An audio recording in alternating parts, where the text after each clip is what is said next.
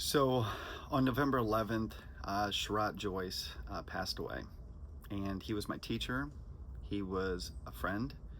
He was a mentor, someone who I looked up to, someone I cared about.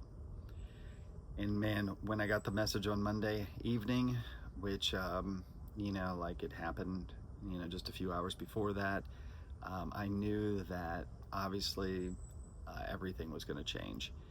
And there's a lot of questions going around about the tradition and what's going to happen and all this stuff, but here's what I know that he would want us to continue to practice and continue to be present for our students. And obviously we're going to grieve his loss, and like he occupied a space in my life that was so unique that I don't know if anyone else could ever fill that. Like the times in Mysore were maybe some of the best times of my life. And he was more than a yoga teacher to me. He held my kids.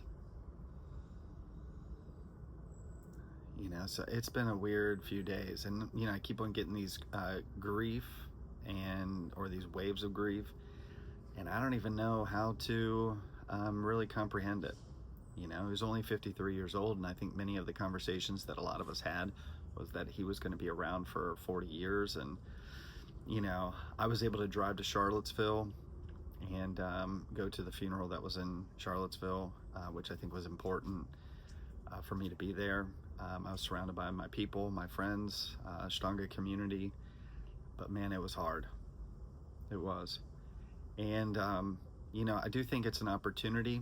I hate to look at it too soon like this, but I do feel like it's an opportunity for us to dig into our practice and figure out what it's all about for us, and just, to maybe dedicate our practice to something bigger, because that's something that I feel like I've been going through, especially in wake of this. But it's been hard. Obviously, like his final ceremony was yesterday, and that happened in Mysore, India, and it's a tragic loss.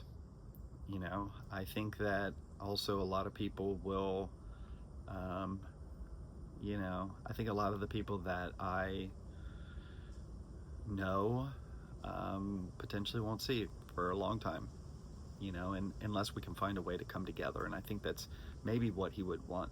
I think that the community needs to take care of his family, because obviously, like, it's tragic, and I don't know their circumstances, but I think that there's a possibility that we can come together.